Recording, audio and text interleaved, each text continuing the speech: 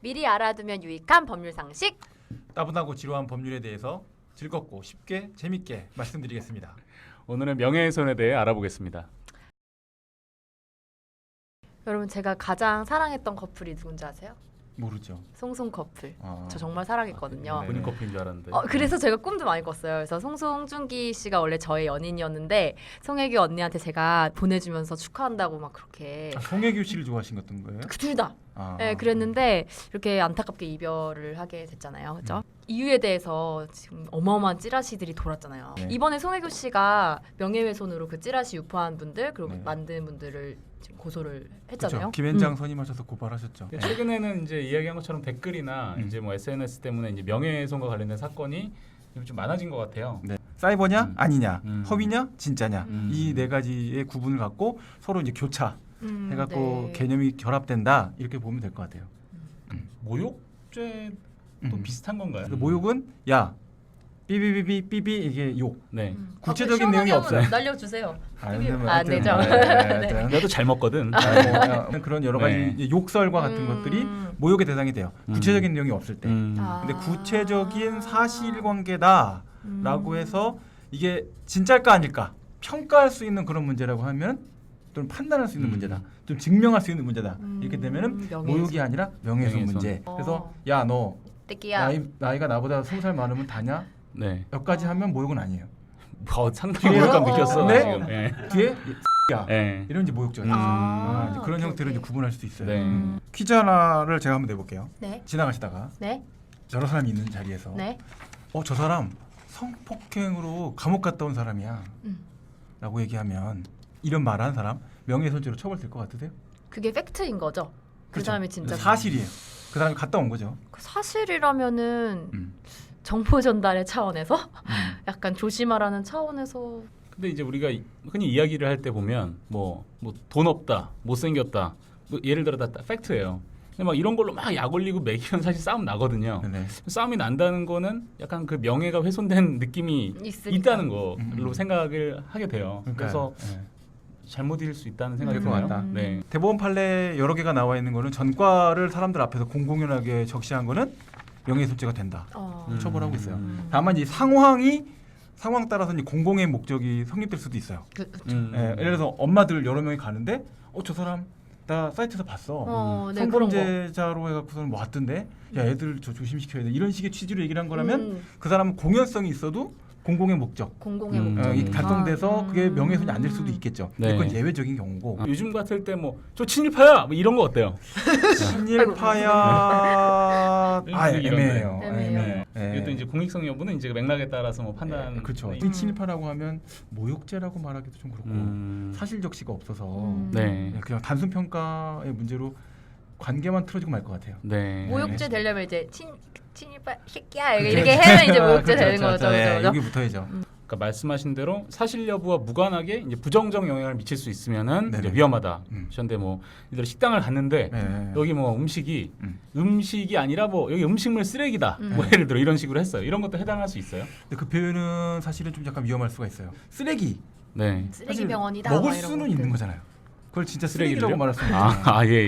네. 그래서 어떤 의견이나 사실관계에 대한 전달의 수준을 넘어서서 음. 가해의 의도, 공격? 내가 뭔가 공격해서 문제를 삼아야겠다라고 하는 음. 의도를 갖고서는 하는 상태였다면 그거는 비방의 목적이 있다라고 평가가 되게 되면 공익성이 탈락될 수가 있어요. 그러면 만약에 그런 내용을 그대로 담지만 그 앞에 이 글은 저 같은 피해자가 다시는 나타나지 않기를 바라며 쓰는 글이며 그 식당을 공격할 의도는 없습니다. 뭐 네네. 이런 멘트를 치고 네. 음식물 쓰레기 같은 멘트를 밑에 막 썼다. 네. 그런 경우에도 보호받을 수 있나요? 그런 멘트를 씀으로써? 안 될 거라고 아, 봐요. 네네네. 밑밥 까는 거 안 된다는 거죠? 왜냐면 그 문구에서 전체 문구를 다 보긴 하지만 네. 여러 가지 얘기 다 괜찮다가 몇 개의 문구 때문에 문제가 될 수 있는 거거든요. 네, 그렇죠. 그러면은 위에 부분에 좋은 의도를 썼으나 중간에 갔으면 가해 의도가 생길 수도 있는 거잖아요. 이제 그런 측면이 될 수가 있어서 문장 전체의 긴장 텐션을 유지해줘야 돼요. 텐션 어떻게? 그러니까 공격성을 너무 띄면 안 된다. 드러내놓고. 네네. 공익적 목적이 좀 주도적으로 깔려져 있다라고 본다면 법원은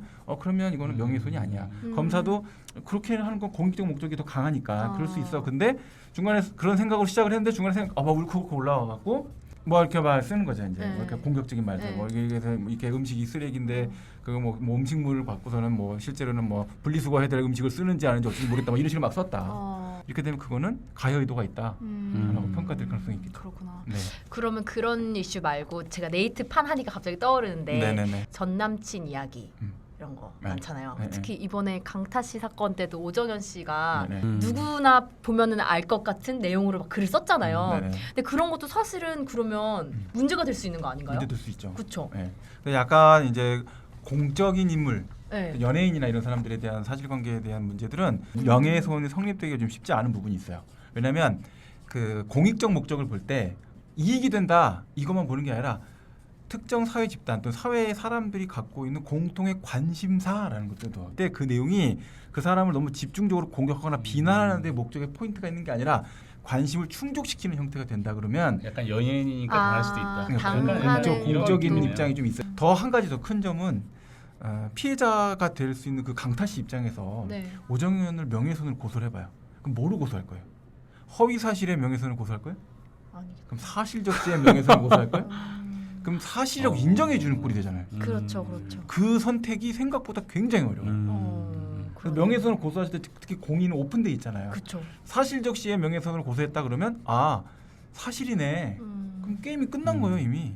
상처뿐인 승리가 되겠네요. 그렇죠. 허위 사실 적시로 고소할 수 있어야 네. 의미가 있어요. 의미가 있네요. 네, 네. 그럼 이런 경우가 아니라 뭐 내 전 남친의 이야기를 너무 막 적나라하게 그 네이트판이나 이런 거에 올리고 SNS에 그러니까 올리고 기본적으로 이런 것들은 전남친이 전남친. 유명한 사람이 아니면 네. 궁금하질 않아. 그게 어떤 특정 사회 집단의 공통적 관심사가 된다고 말하기는 어렵잖아요. 그렇죠. 어떤 공익적인 목적으로 글을 올린다는 것보다는 분풀이. 그렇죠. 훨씬 위험하겠네요. 그렇죠. 연예인 이야기를 하는 것보다. 그렇죠. 그렇죠. 유명하지 않은 사람들의 어떤 사실관계에 관련된 내부적인 이야기를 꺼낸다. 또는 공익적 목적이 있다라고 할 수는 없잖아요. 그렇죠. 그렇죠. 네.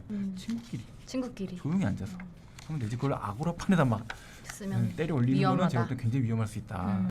조심하세요. 저는 전 여친이 없기 때문에. 저도 없어요. 네. 저 전 옛날에 아내만 올린 거라도 있습니다. 지우세요 네, 빨리. 예. 네. 이게 명예훼손 아니에요 이거? 있다며. 이거 약간 근데 걸 수는 없겠네요. 네, 걸 수는 없죠. 허위 사실을 거는데. 그렇죠. 변호사님 그러면 네. 뭐 사실 다 명예훼손이네요. 뭔가 공공연하게 사실적시를 하면 명예훼손에 걸릴 일들이 굉장히 많은데 네. 사실 이 세상에는 또 알리고 싶은 억울한 일들도 굉장히 많잖아요. 그렇죠. 뭐 음식물 쓰레기 같은 음식을 진짜 냈을 수도 있고 그렇죠. 뭔가 소위 061님 멘트처럼 먹이고 싶다. 이런 경우에는 그럼 직구로 어떻게 매기면 안 돼요. 감아야 돼 항상. 감아야 돼요? 말끝을 이렇게 직선으로 쭉 뻗으면 안 돼요. 그러면 그냥 구체적 사실이잖아요. 그렇죠. 내가 뭐뭐 했더니 뭐뭐 했다 하면 안 돼. 뭐뭐 하지 않았을까? 질문. 가지고 와야 돼요. 질문. 질문. 말아서 뭐 한 건 화법. 아닐까? 말아서 화법. 왜 이렇게 했을까? 뭐 이런 식으로 해갖고 뭔가 평가와 의견 형태로. 뭐 좀 기품이 필요하네요. 그럼요. 예, 그래. 기술이 사실 그게 이제 예술품도 보면 막 감정적으로 그 폭발하는 예술품을 보다는. 우리가 볼 때는 사람들이 보기 싫잖아요. 그쵸. 너 혼자서 막 장렬하고 있는데 내가 재미가 없잖아요. 그러니까 뭔가 그 감정을 약간 가다가 슬픔을 억누르면서 가다듬어 주는. 네. 주어가 없다 뭐 이런 거 정리 들어가나? 잘하시네요. 어지를 또 소리. 아주 그 굉장히 마음에 드는 표현이에요. 아, 사고 싶어요. 영광입니다. 끝나고 결제할 기회 드리겠습니다. 그러니까 이제 최대한 감춰서 쓰려고 이렇게 돌리고 감고 했는데 네네. 사람이 특정이 돼버렸어요. 예를 들어서 네네. 다 그게 알아버렸어요. 가장 큰 문제가 되는 그럼 그런 어떻게 거죠. 되죠? 글 쓴 사람은 구체적으로 사실을 적셔서 특정인을 명예훼손을 하려는 의도는 없었던 거예요. 처음부터 그런 고의가 없었던 거고 다른 사람이 그거를 추리를 해갖고 중간에 메꿔서 올라왔기 때문에 그 자체로서 명예훼손이 되는 건 아니고 오히려 네. 그분 댓글을 다시 달아서 구체화시키신 분이 그분이 명예훼손을 하게 될 수도 있어요. 아 그분이 가해자가 될 수도 있는 거예요. 그렇죠. 왜냐면 그 사람이 내가 보니까 이렇게 됐는데 그건 걔야. 아. 근데 걔가 원래 그런 놈이지. 추리 잘하는 사람 있잖아요. 그렇게 썼으면 만약에 이 사람은 그 내용에 대한 것을 굳이 보충을 해서 네. 아직 불명확해 갖고서는 구체화되지 않았던 것을 구체화시켜서 매긴 거거든. 그렇죠. 걔가 그러니까 이제 누구네 뭐 이렇게 하면은 이제 걔가 명예훼손 가해자가 된다는 그러니까 거죠. 예를 들어서 이런 거죠. 신문 기사로서 기자는 글을 쓸 때 추측하기 어려서 A군 그러니까 그거. 연예인 A군 어쩌고저쩌는데 A는 밑에서 띵띵띵. A는 내가 딱 얘 띵띵띵. 이렇게 해갖고 이렇게 하니까 얘가 걔지. 추리를 딱 해갖고 네. 딱 달아놓고서는 딱 써놓으면 그게 사실은 오히려 명예훼손. 그러네요. 그래서 댓글도 조심해야 되는 거구나. 그럼요. 네, 원작뿐만 아니라. 네, 그러니까 그건 너무 걱정하지 않으셔도 네. 되지 않겠나. 저요? 네. 그리고 더 좀 깔끔한 방법은 아주 막 해놓고 나서 다음날 아침에 일어났던 몇 시간 후에 후회가 된다.